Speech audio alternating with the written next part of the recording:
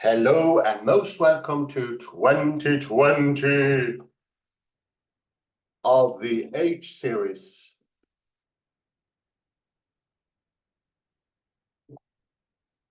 We will today continue with Hao Tang. Bodily self-knowledge as a special form of perception. Perception.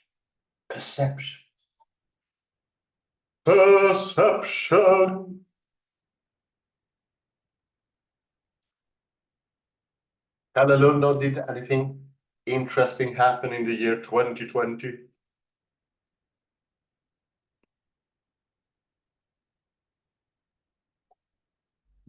The artist John McDowell made this artwork in 2020. Water's soul, and we have discussed art, especially in connection with Vakili Christ. Yes. The importance of water logic. Yes. Water logic made famous by Bono. Fluid, flowing, viscous. This statue, Water's soul, depicts a woman with closed eyes holding a finger to her lips in a state of silent contemplation and self-reflection. Contemplation. Indeed, silent contemplation. So it's located in New Jersey. New Jersey. Jersey. In the state of New Jersey. So the message is the water, when it moves, makes a special sound, very special. The sculptor's message is to keep silent, listen to the profound noise of the water talking to us. The water talking to us. Yes. Through its viscosity, its fluidity, its flow. Now back to Tang. Yes, indeed. Back to Tang. We are back to Tang. Last time we looked at the force that develops when we have the transmogrification of, for instance, the donut going to the cup, becoming the cup.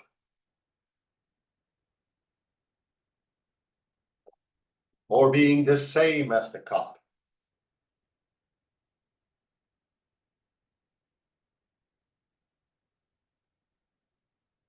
It develops into its cupness. Its cupness. Like the Cupness Tower in Stockholm. The tension between the two forms. Once is transmogrifying. That tension is time and space from a regular perspective.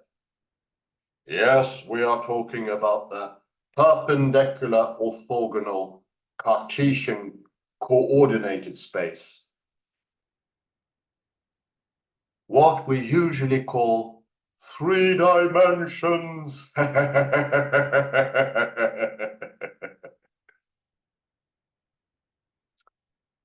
But reality itself is not limited to 3 dimensions. It's a subjective, emotionalized take on reality, and strictly after. Therefore, not as profound.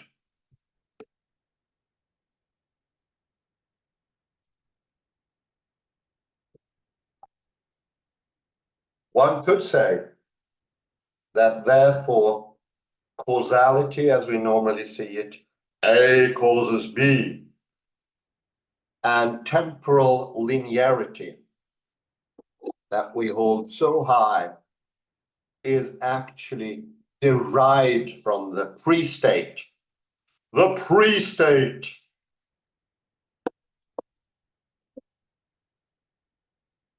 What is this magnificent, all-important pre-state? Well, it is the proprioception. the contentless, the zero, if you like. The zero. Only the zero can be nothing and still inhabit everything. The zero only has this magnificent capacity. The zero.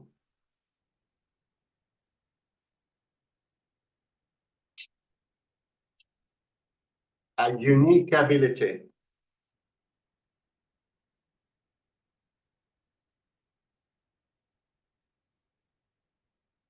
It's this zero property that makes it inhabitable by everything.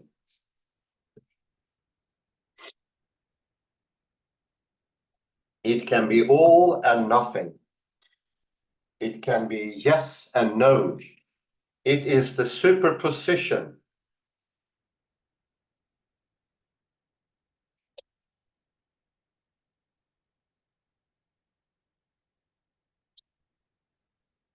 And from this side also stems the force. I hope you remember that. In the previous episode, we mentioned the force, the chi force. You can also mention or incline yourself or point to the gravity, the nuclear force, the weak force, the strong force, any of those. They are all later developments. They are past the fact.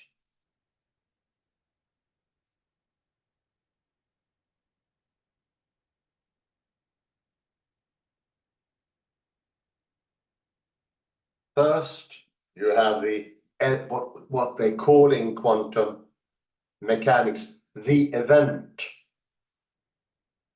That is the foreness. Here we have proprioception, zero. It's a sort of waiting in lieu.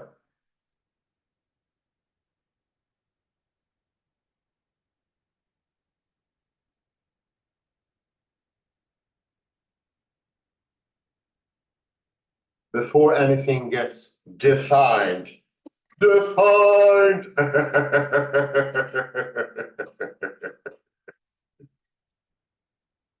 Heidegger had a term there, Lichtung, clearance. You go into the woods and you make a clearance. You let some light in. The letting in of light is what starts the process.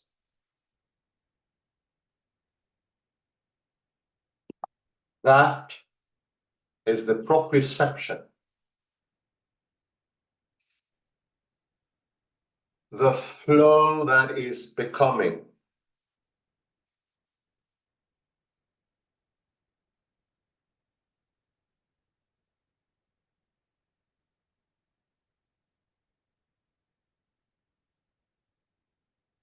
It's also mentioned the secondary properties. The secondary properties inspired by John Locke.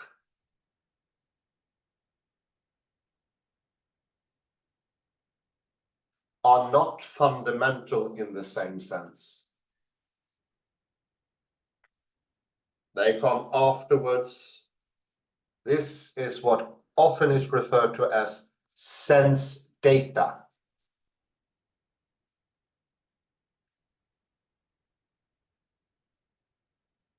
Sense data.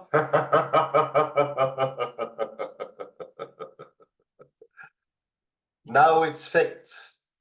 It goes from being intransitive to be transitive.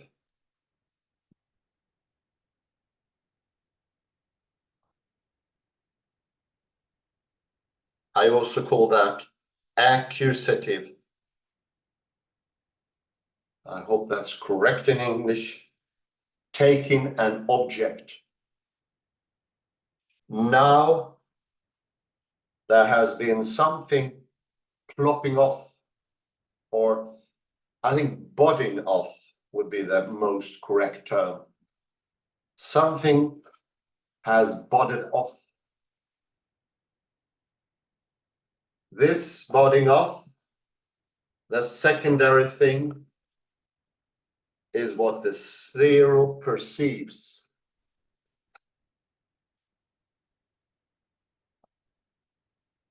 Now you have sense data, you have perception.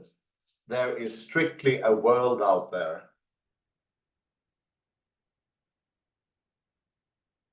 And that goes for the, makes for the illusion. The illusion! Well, not strict illusion, but the secondary impression that there is a world out there which is absolutely disjunct from you.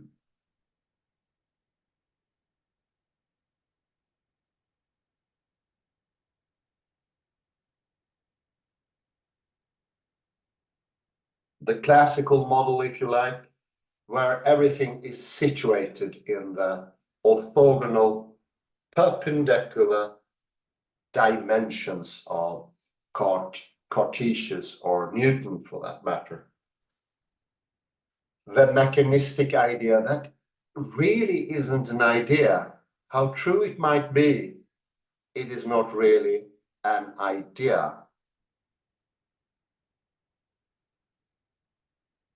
And here, of course, you get the necessary tension, the resistance.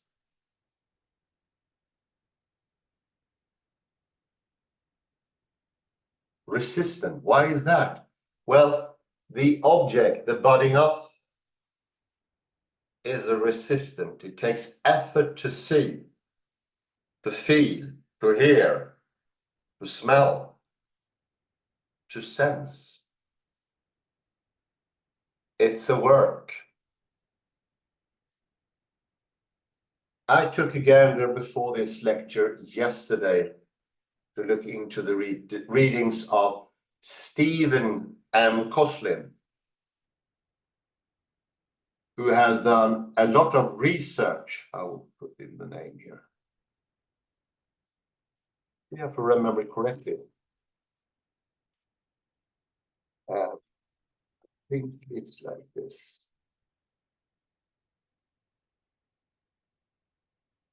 Maybe I could be corrected if I'm wrong.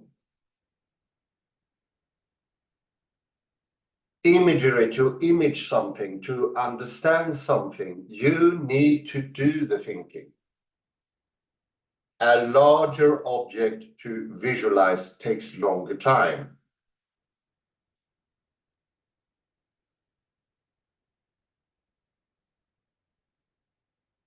You do not just perceive, you do it. This is something we mentioned many times before in connection with language. I think you remember Benjamin K. Bergen shows that all language is situated in the motor cortex. That means that you do the words.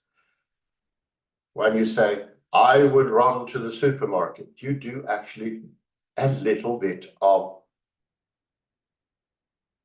run. Isn't that amazing? The same with vision. And we are incredibly different in the capacity to visualize or experience.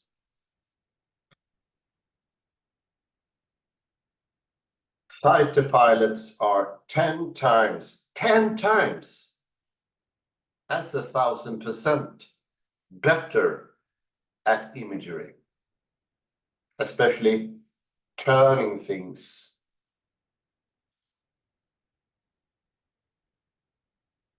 So we do vision, it's not passive.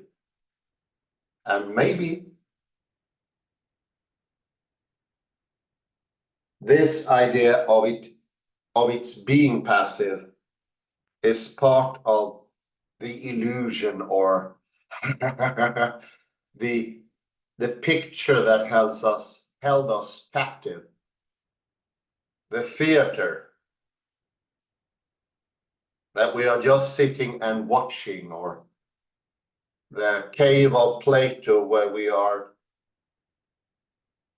fastened to ropes, have no moving ability at all. The zero is pointing into a different take on what's going on. So I will continue on page 86. I will take just a brief pause here.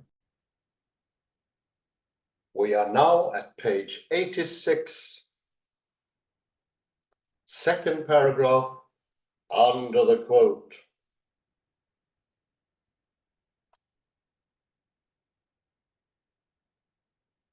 This alleged disanalogy is reckoned on 2 scores. 2 scores.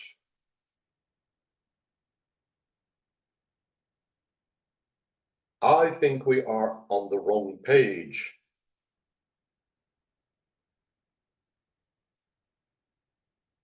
It should be on page 86. It's another IBIT. You have to go up a bit. The second paragraph. Oh, it's it. Yes, but there are 2 IBITs there, so you need to go to the second paragraph. There, thank you.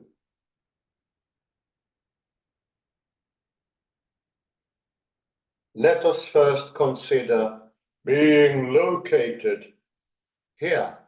Located means located specifically or relative to one's body space. One's body space. One's body space.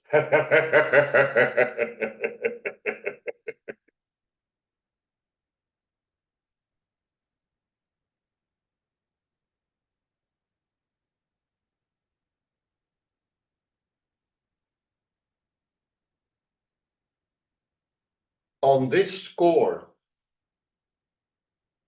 the bodily sensations in question and the visual sensations are indeed disanalogous. The former are located, but the latter are not. Are not.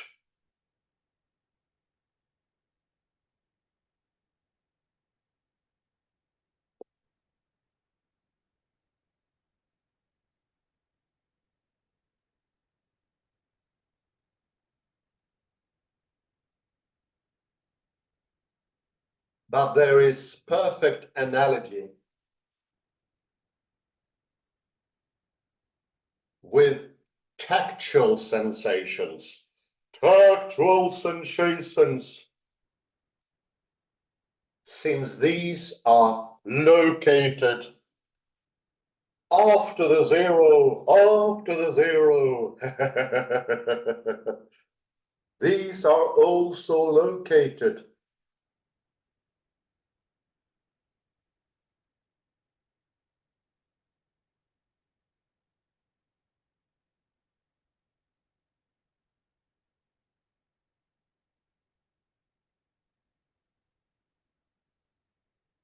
when I reach into my pocket and feel a coin.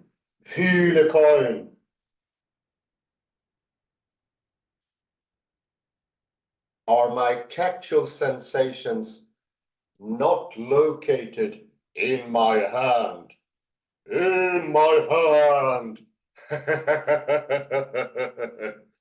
It is now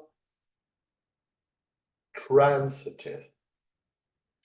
It is clear that when McDowell says perceptual sensations are not located, he is forgetting touch.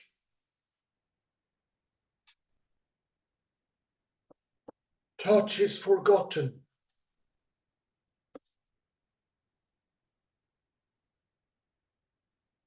The analogy holds better than he thinks on this score. Than he thinks on this score.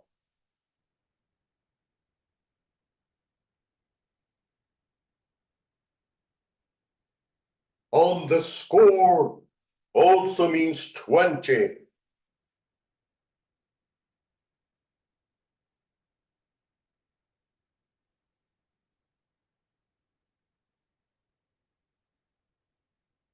What about the score of locating?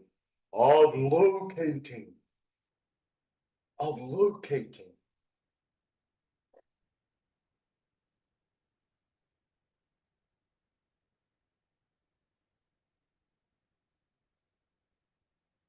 This is by far, it should be, the more important score, since located things in space is a fundamental form of intentionality, being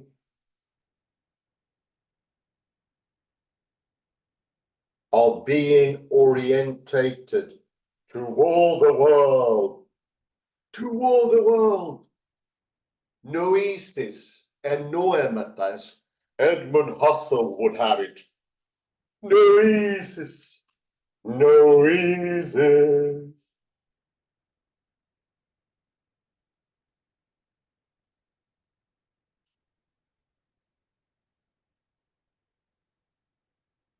This leads to McDowell's third and strongest disanalogy. His strongest disanalogy. What do you say? It is a disanalogy. What do you think, my echo? Disanalogy.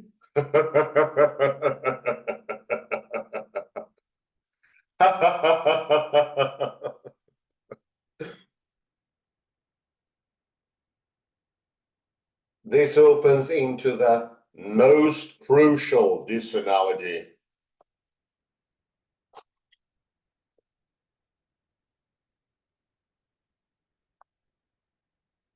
Even if, against what I have just been urging, someone insisted on separating these bodily sensations from things they are of, instances of secondary qualities, which they are to locate.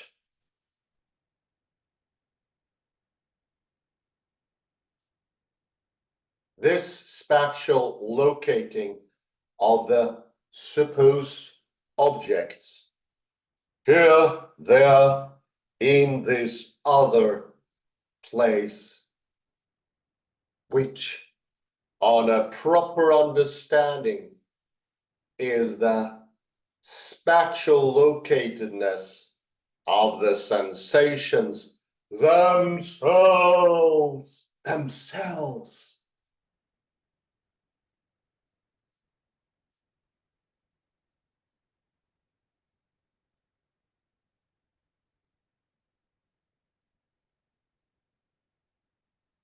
It is not on par with the location of the objects of visual sensations.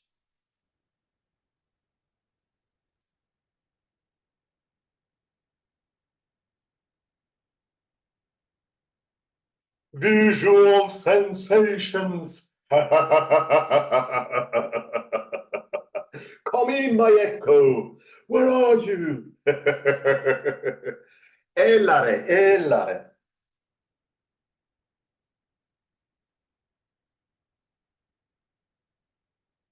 Puine, Filemo, puine.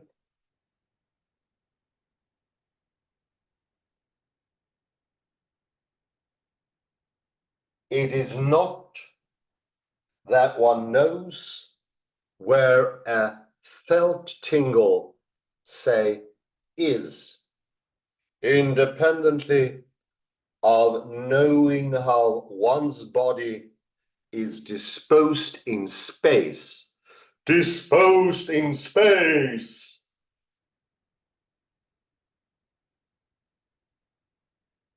That gets things backwards.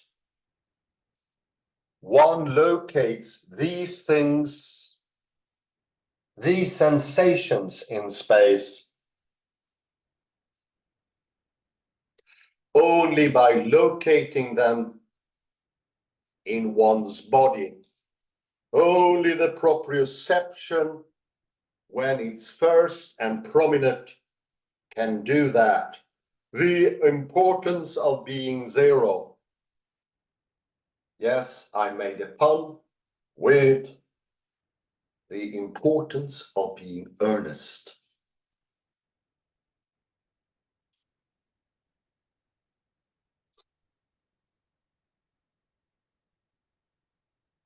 Spatially organized awareness of one's bodily self is a presupposition for the capacity to locate bodily sensations.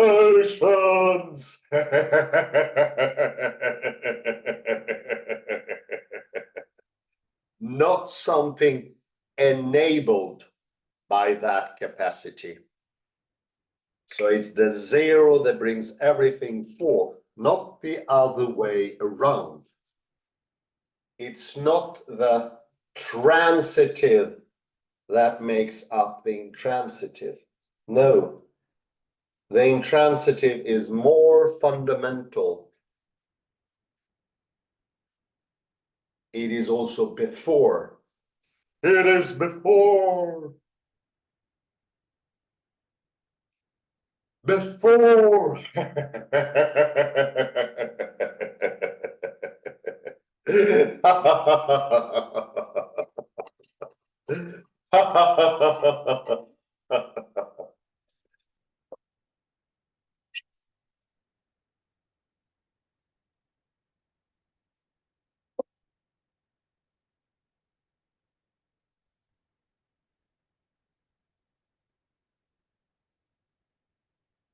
Before examining this passage,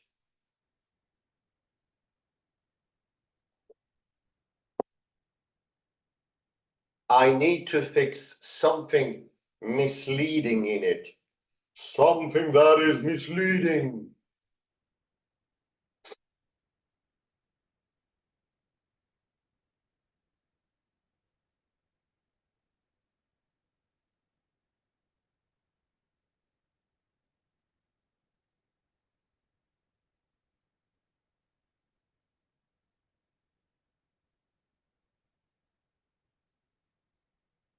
This is McDowell's point that we should not take the bodily sensations at issue to be separate from things that are of,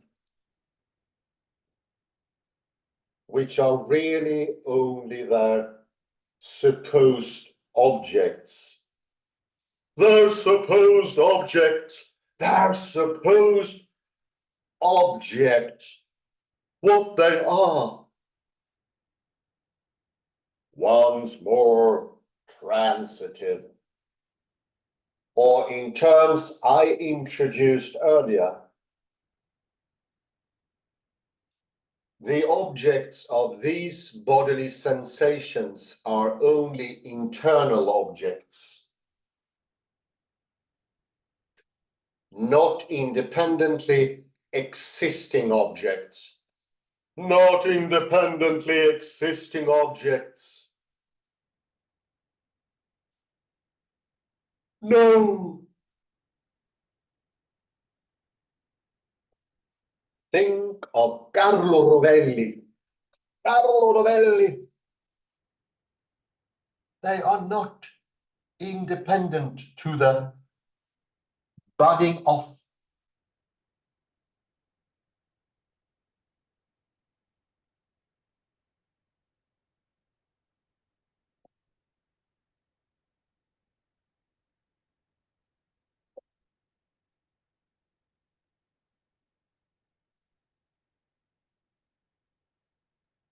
But while this is true of sensations of tingles,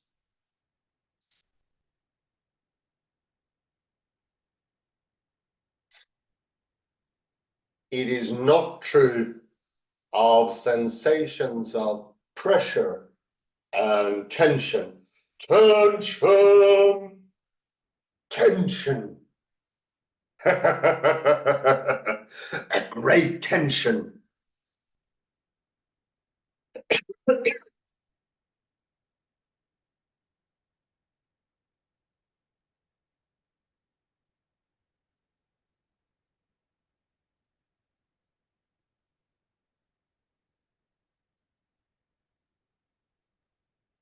It is true that one feels no tingle.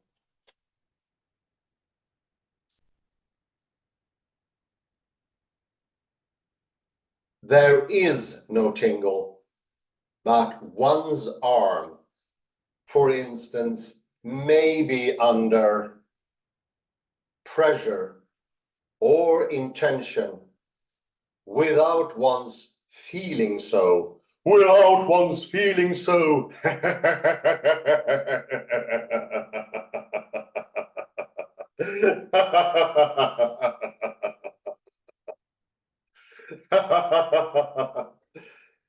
As sometimes happens after one has rested one's head on an arm for a long time. It is directly. It is not secondary or derived. We just have it there. This is what having no content means. Maybe the best explanation so far. Contentless.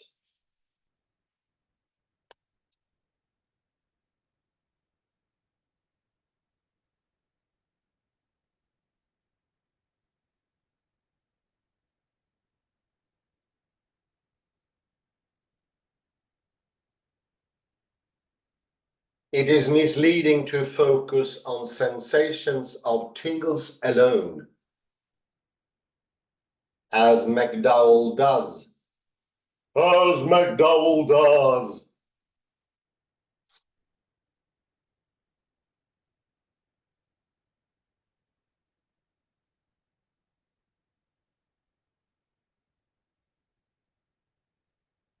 For this gives the impression that sensations of pressure, and tension resembles sensations of tingles in not having independently existing objects.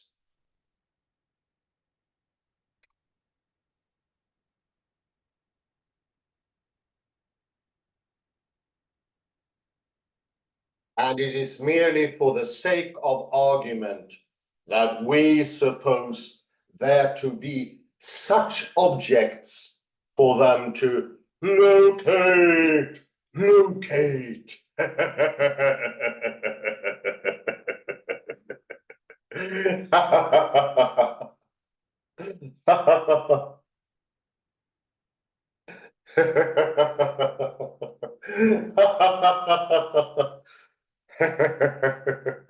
Come in, Eddie Murphy. Where are you?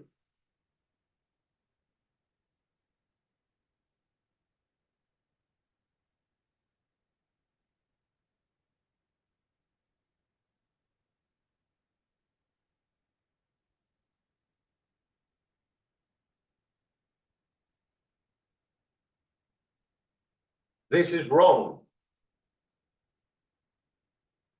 and sensations of tingles should not be assimilated to sensations of pressure and tensions, but to sensations of pains and itches.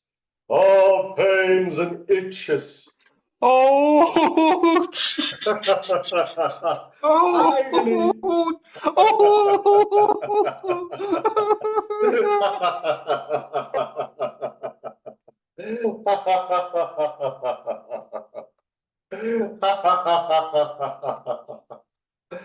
Pains and itches.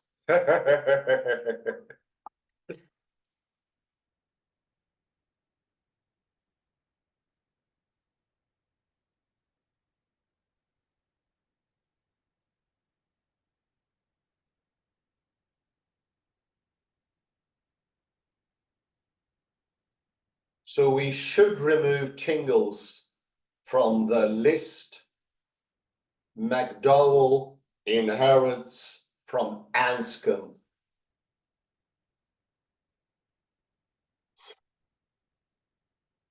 And focus on what remains.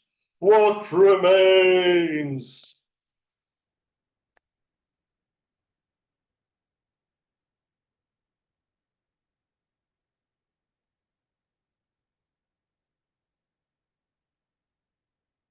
That is sensations of pressure and tension and the like. The like.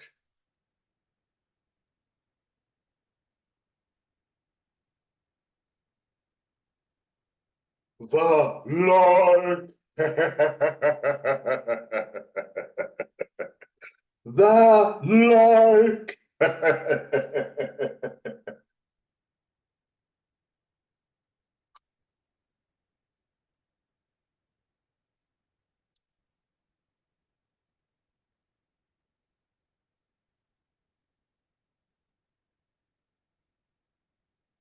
But what sensations are the real kin?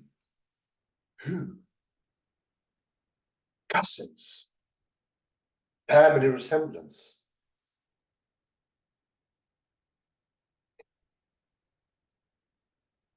A partial answer is sensations of weight and resistance.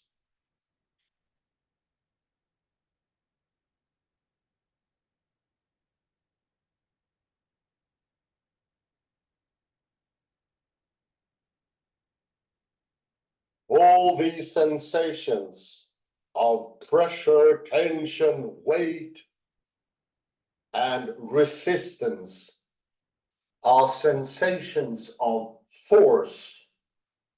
I shall call them dynamic sensations. Dynamic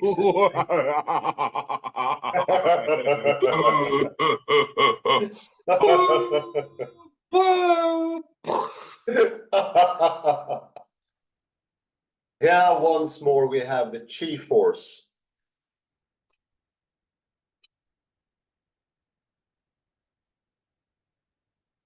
The dynamic sensations are the chi force, or the gravity if you prefer. If you prefer it.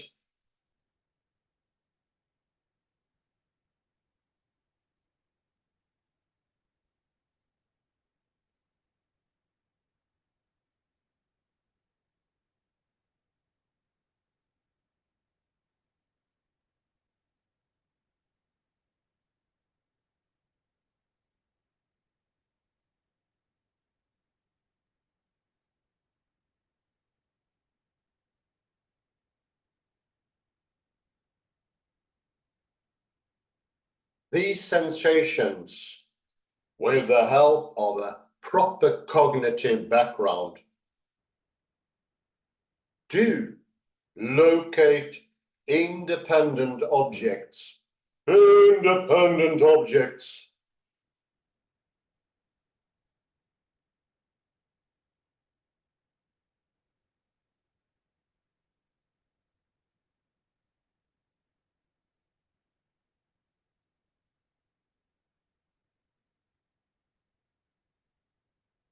that is, instances of dynamic qualities like pressure, tension, weight, and resistance. Resistance. Resistance.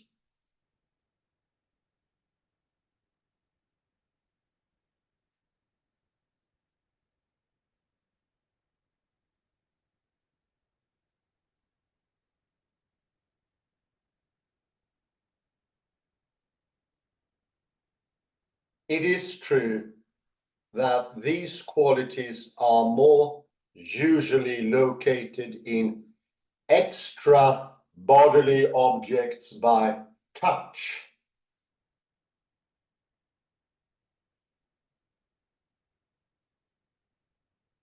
But they can also be located in one's limbs by proprioception. Proprioception.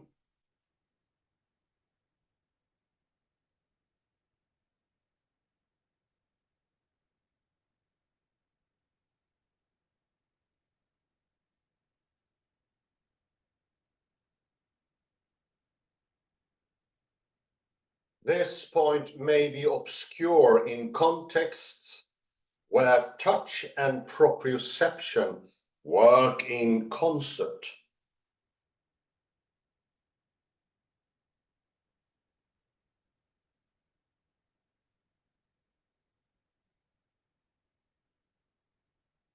But it comes out clearly when we consider examples that involve no touch. No touch. No touch.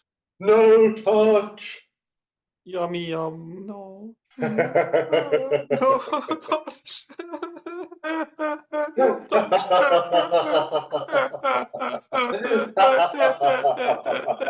No touch.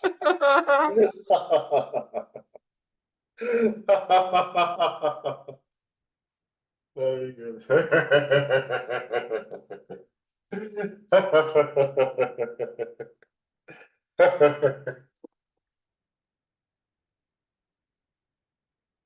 No touch. No touch at all.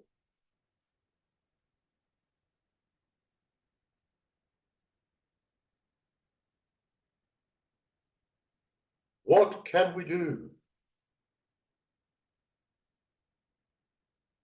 when there no longer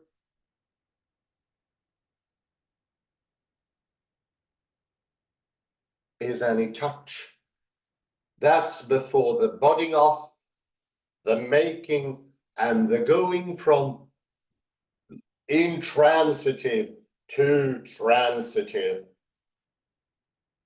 The development of conscience. You become sentient of something. That takes an object.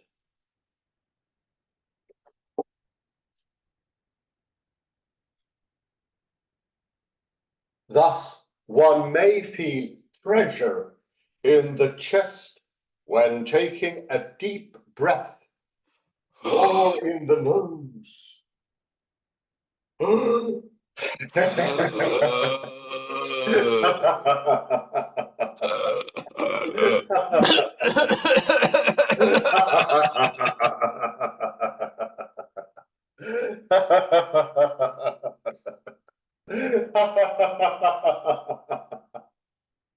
Indeed. This is what happens.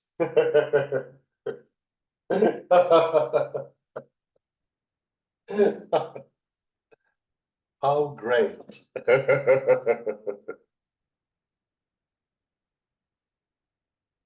Or in the nose, when suffering from a stuffy nose. Oh, the nose. When suffering from a stuffy nose.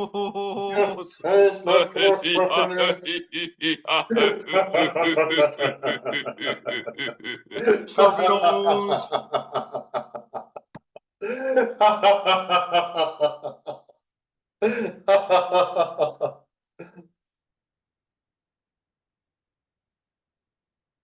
Again, one may feel tension in the neck when turning one's head, and also resistance when turning it beyond a certain angle, as you might remember from the atlanto-occipital joint, where the skull joins the neck cervical column, the cervical column.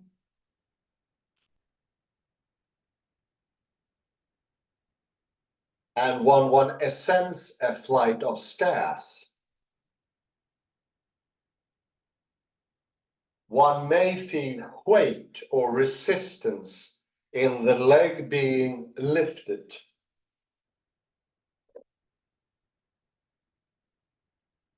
Ouch.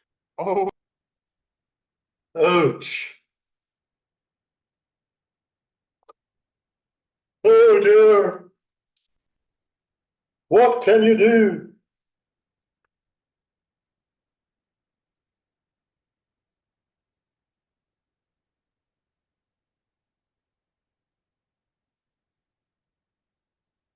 The weight or heaviness meant here must be sharply distinguished from a colloquial sense of weight or heaviness, in which one's limbs are heavy if and only if they feel heavy. They feel heavy. They need to feel heavy.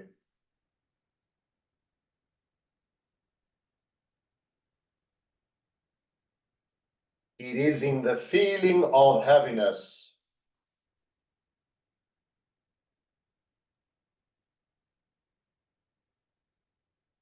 They are indeed heavy. Only then.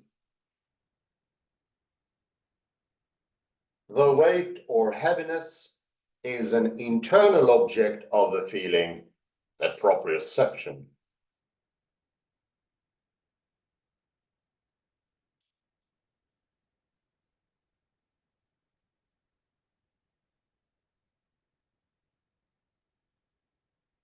The proprioception, by contrast,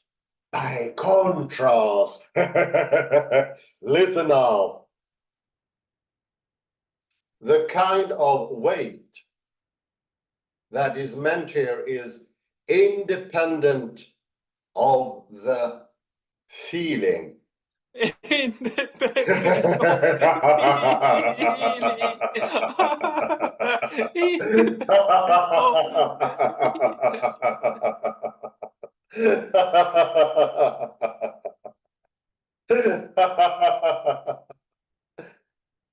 It is rather an intrinsic quality of our limbs, which are material bodies with mass, as in Massachusetts, whose acronym is MASS. Holy moly.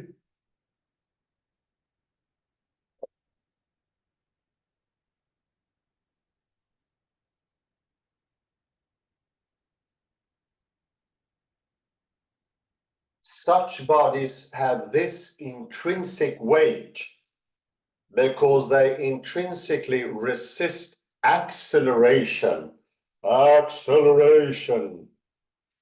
and de-acceleration.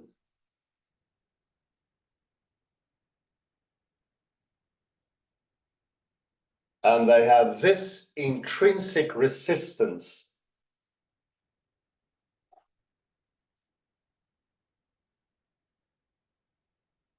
that is inertia, because They are necessarily situated in the all-pervading gravitational field of the universe.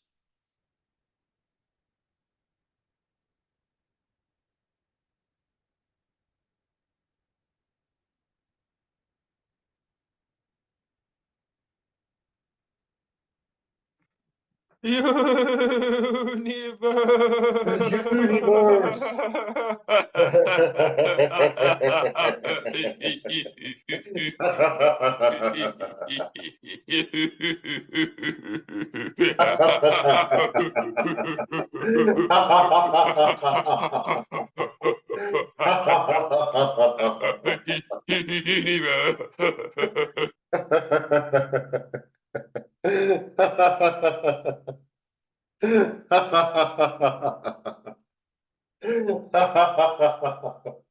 In the universe, with its great forces all over the place, grand.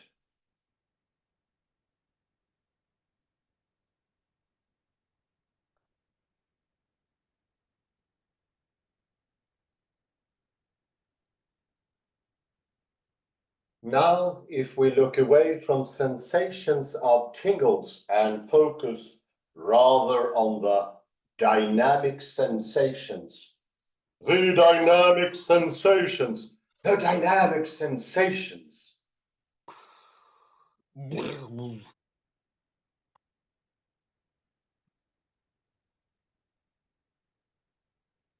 McDowell's third disanalogy becomes as follows.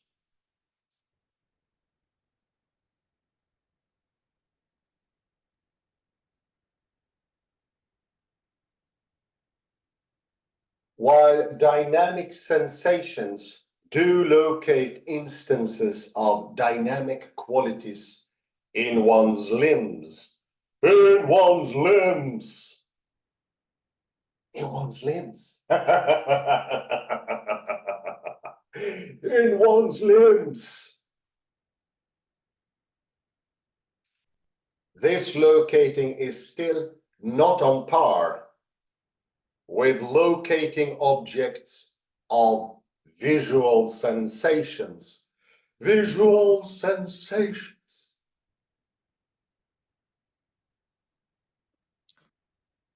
Sensations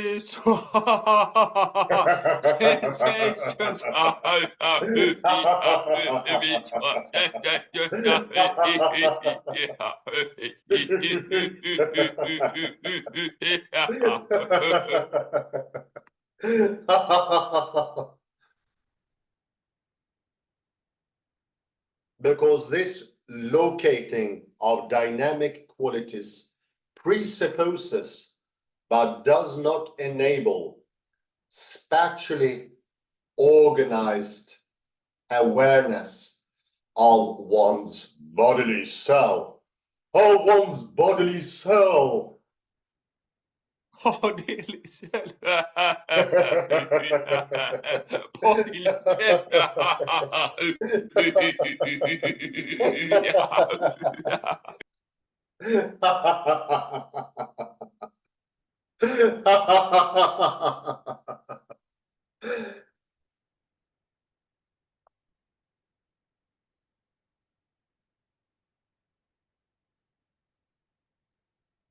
This awareness is just what we have called proprioceptive knowledge. Proprioceptive knowledge. I think that is a good pause. Let's put a pause there. Pause. It's Pause. a bit more uncommon word than EBIT. Proprioceptive knowledge. No. It's page 88.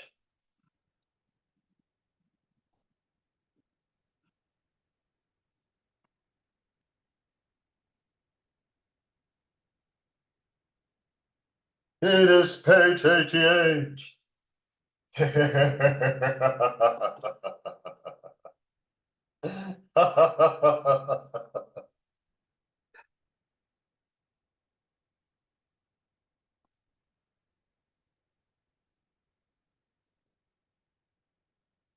88.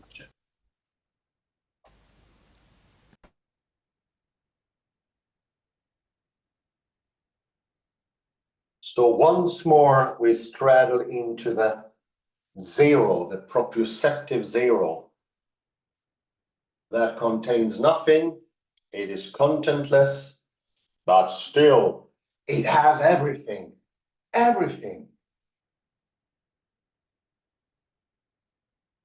It is only its property or aspect of being empty that makes it possible to have everything.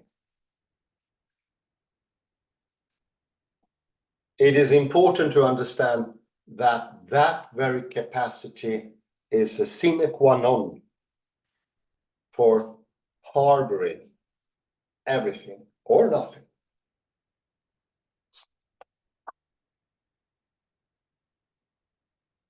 Let's go, if you may, Kalle, to page 86.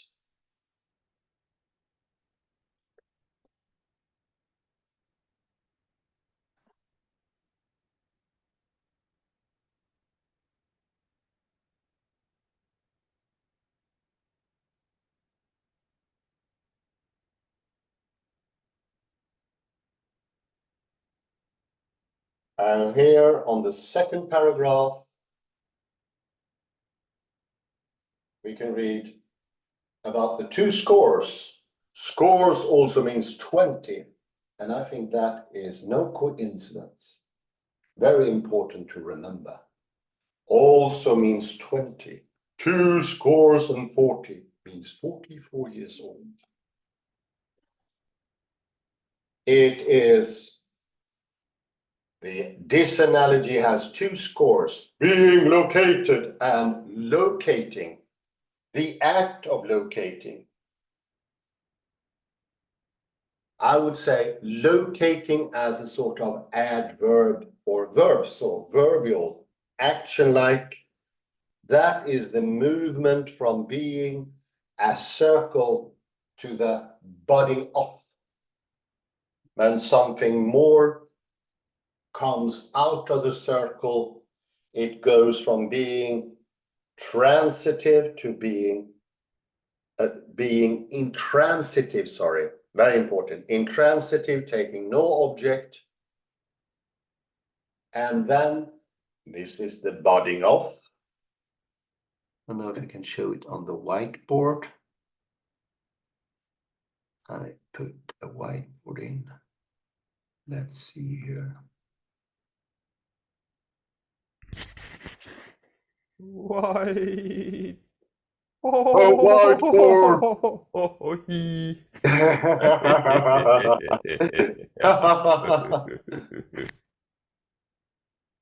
I just wanted a whiteboard. Why didn't you give me a whiteboard?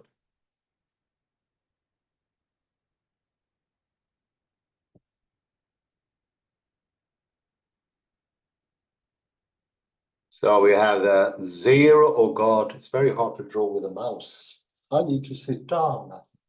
I will sit down. Maybe that can help. I hope so. Here we have the zero, and here it's still intransitive.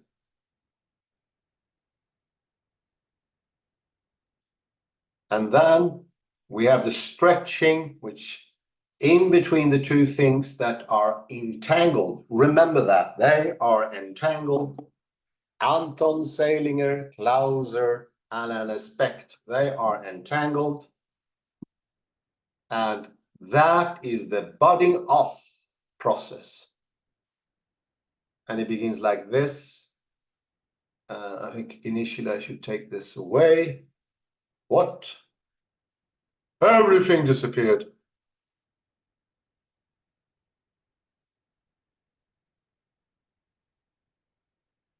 Small budding off in the beginning. And then you have liberated the thing from its perceiver. And in between these, of course, there is object perceived by subject and vice versa. They go together. they're not absolutely disjunct either. They come together. This transmogrification, also as I showed earlier, from the donut to the coffee cup, looking like this.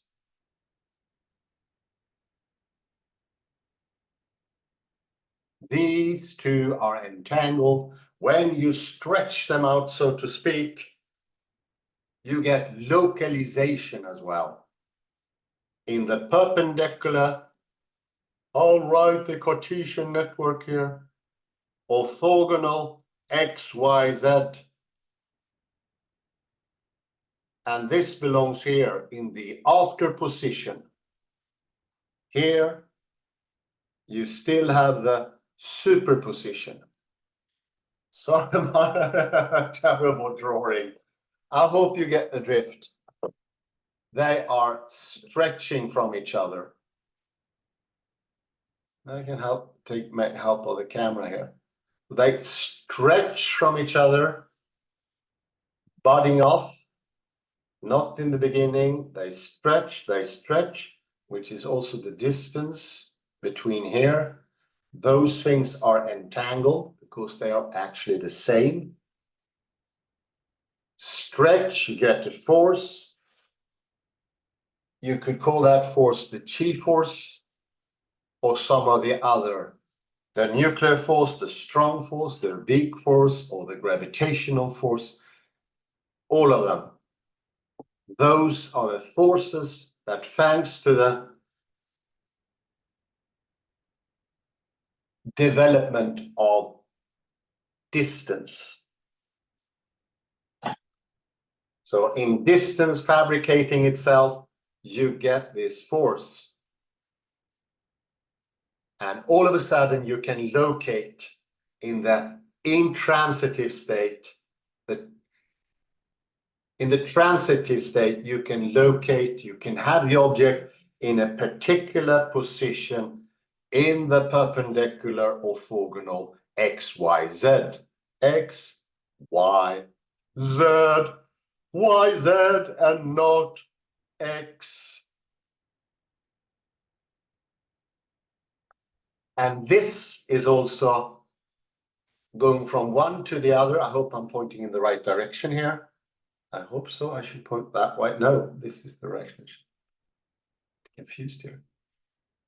I think I mirror clockwise. Going from the intransitive, I do like this, going from the intransitive on the whiteboard to the transitive. That's the intentionality, the noesis of Edmund Husserl. Our intention, our will. And this is very important because it shows that there is a free will.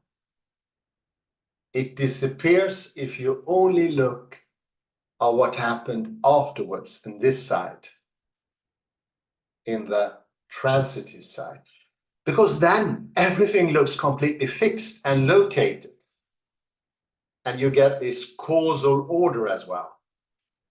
That caused this, caused that, caused this.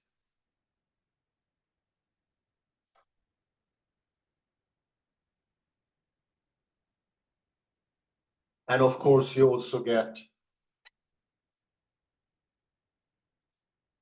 the temporal, linear temporality. We can go back to the text. I will finish this off. Close the whiteboard.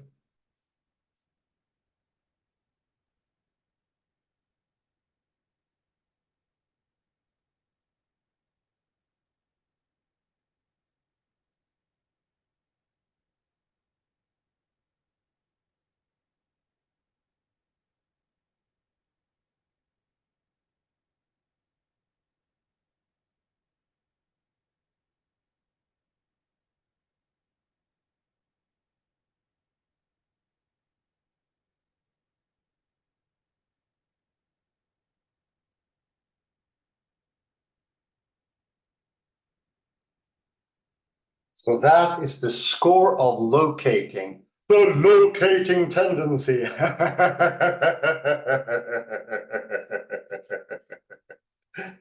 This is how it all builds. If you go further down on page 86, the last paragraph, if you may, Kalle, please, on page 86.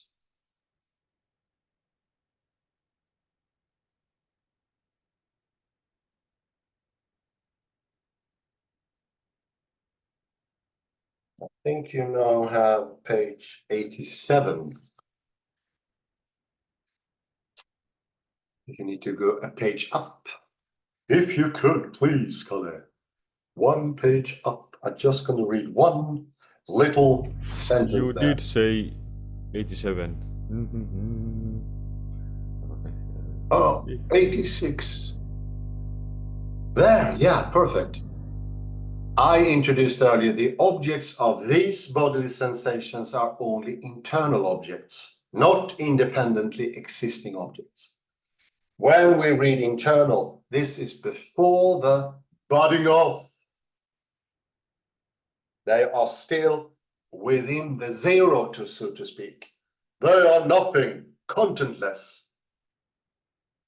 Hold that in mind. And now let's go to 87, second paragraph.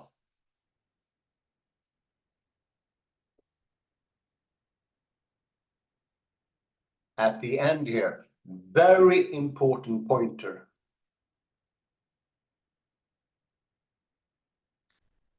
Last sentence on that little paragraph. All these sensations of pressure, tension, weight, and resistance are sensations of force. They are all the chi force, or as I said, the gravitation of the weak force, the strong force, or the nuclear force, whatever you prefer. So there is also a force developing. In this stretching, a force becomes. It is like taking away something from another one, and one thing yearns for the other, and there you have a force. You sort of separate them. In the separating process, you get space and time. This is entanglement.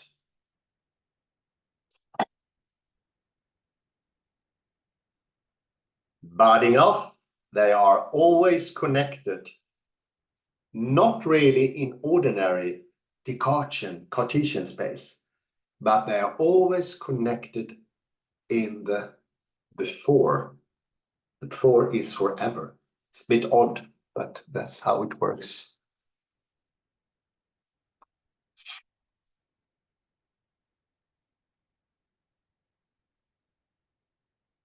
And we can go to page 88. 88!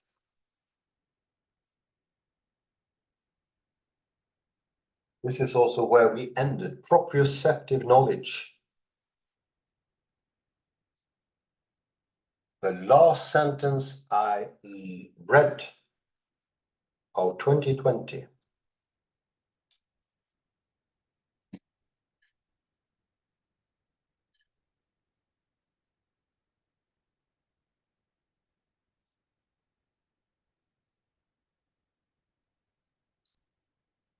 The proprioceptive knowledge.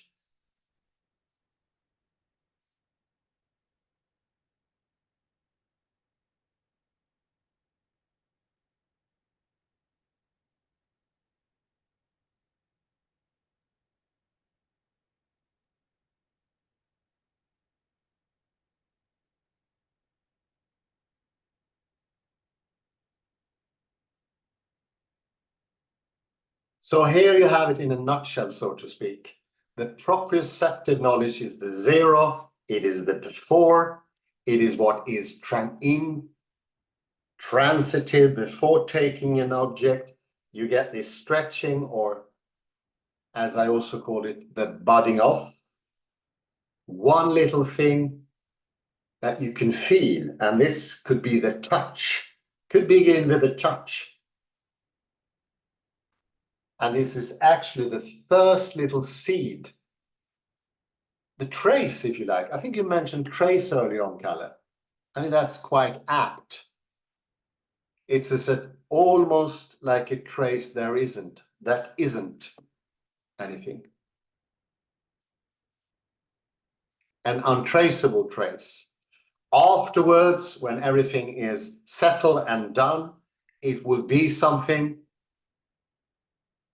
It will be a definitiveness. It would be located, real, as we say, usually real in the Newtonian way. So proprioceptive knowledge is incredibly important because it's before everything. It's the Wheeler-DeWitt equation. I should also mention some of the insight I had from Stephen M. Koslin. I hope I got that name correctly spelled. I give it a check. Sorry here. Yeah, Stephen Koslin. And he showed, and this research began already in the 70s, that to think something or have any imagery, you need to do it in your head. And this, I think it's very close to what we earlier understood from Barbara Tversky. You do it with your hands, you actually think it through. But this is even more, how it is actually done in detail. So to think, the example is an island, to have the beach, a beach house, a little village, a river, a woods. You need to do the thinking for them. You need to think those things, and that takes time, takes effort. It's not directly, and we are all differently skilled for this. Huge differences. So the experience, as the cat would have it, is not automatic. It's not like, oh, you wake up and you experience, and it's just out there.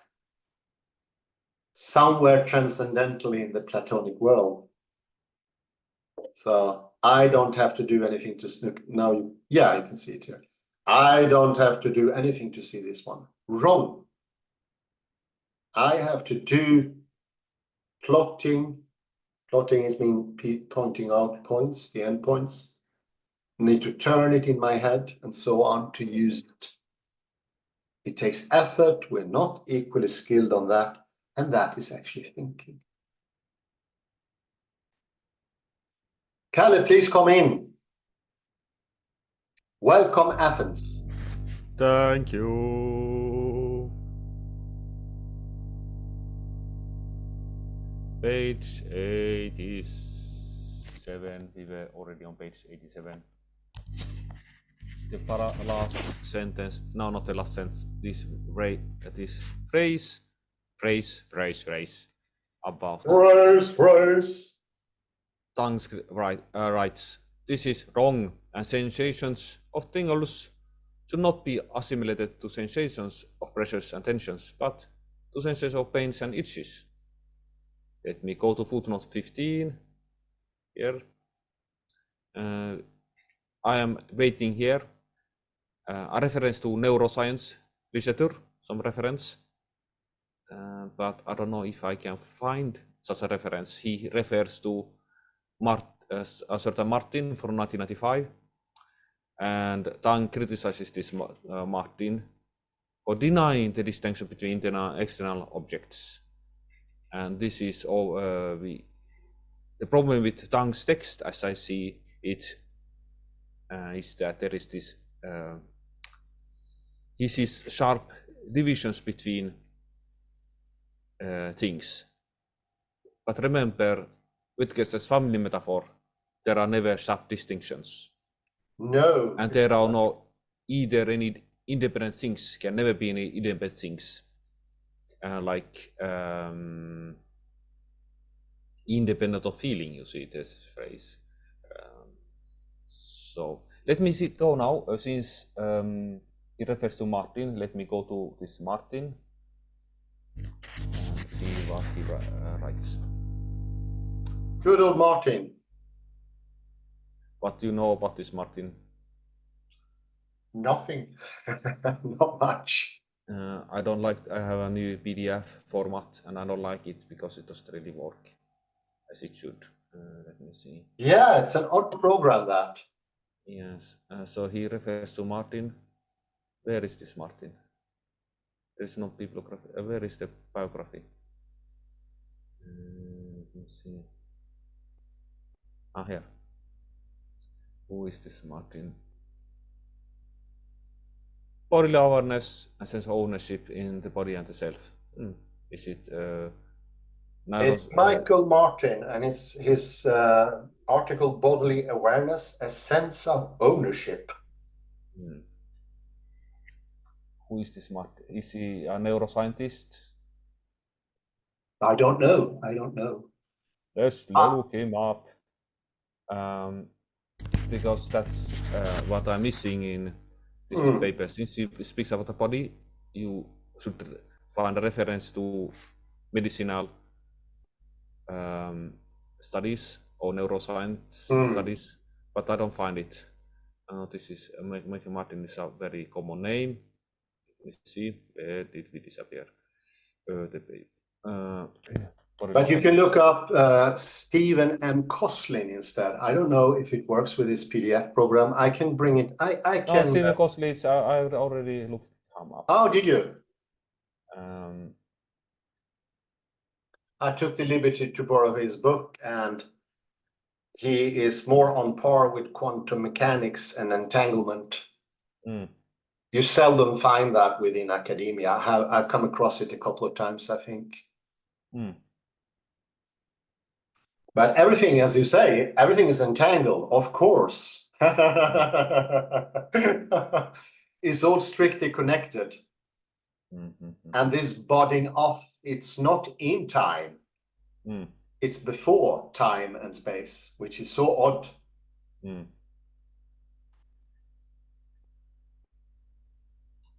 Okay, perhaps I should not get lost in. I don't know if you remember, but many years ago, well, many, but maybe 6 or 7 years, we spoke about the zero.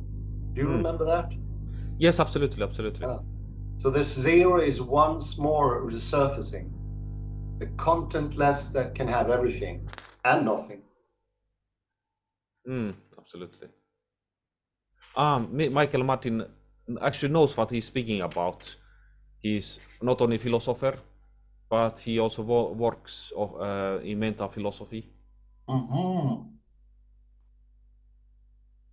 So in contrast to Tang, this Michael Martin, he doesn't make a division between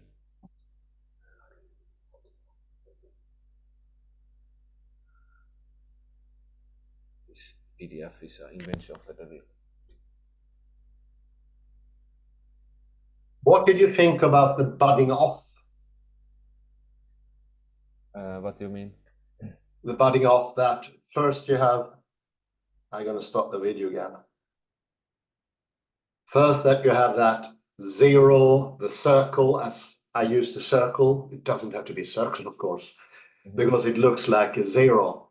The shape of what is before is shapeless, of course. The zero is shapeless. So you have this one, and it buds off. So first it starts with a little upshoot, which is the intentionality, the directedness.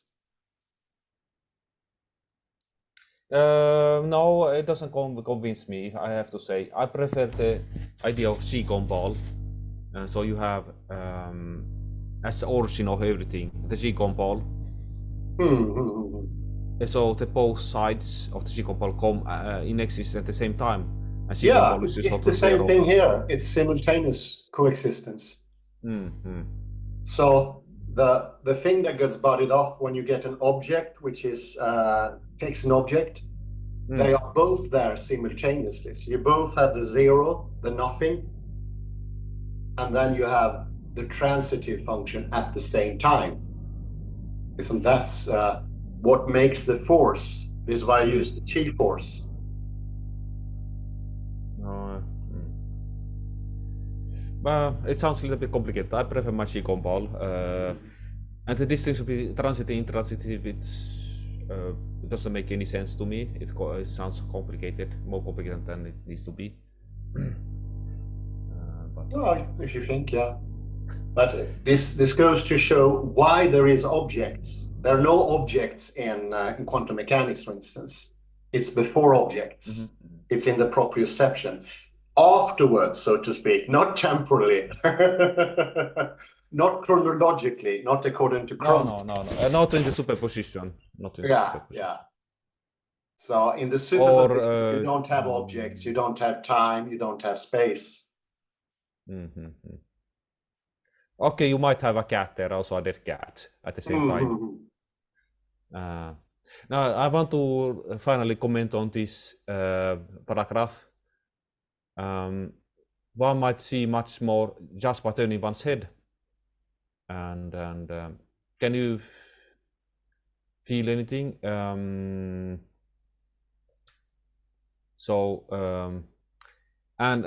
Wittgenstein showed that sensations doesn't prove anything, and Wittgenstein demonstrated it that with the manometer. Oh yeah, exactly. It can only prove that there is a change in blood pressure, nothing else. It doesn't show what you feel. Sensations doesn't really prove anything. But the only that they prove is that there's change in blood pressure, nothing more. And I will show something fun now, since he's thinking about turning the head. Sorry, what did you say? Tang speaks about turning the head. Turning the head? Yes. Oh, turning one's head. Yes, okay. In The Exorcist, Linda the girl is actually turning his head.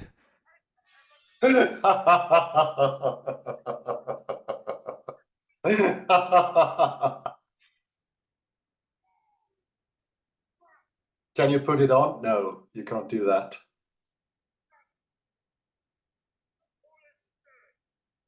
I do not see anything.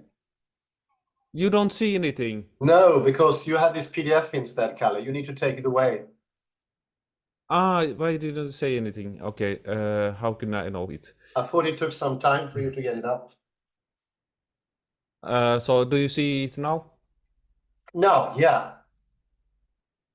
Poor Linda. So Tang speaks about turning the head. So turning the head. You see the turning head in action here. Yes, depending on your Wi-Fi over there. So there is you have the turning of the head in action. And exorcist, I listened to exorcist speaking of this. Is this possible? One exorcist says that's not possible. Another exorcist says it's possible. Yeah. Since Jesus walked on water, also turning your head 180 degrees is possible. Very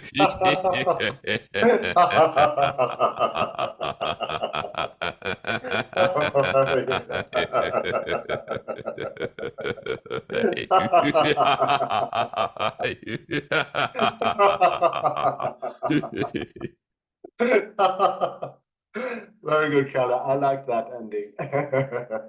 What do you say? Should we end there? Yes, let's end there. Thank you very much for your lovely comments as always. Thank you everyone for checking in. Have a beautiful morning, day, or afternoon. Bye-bye for now. And here I stop the recording.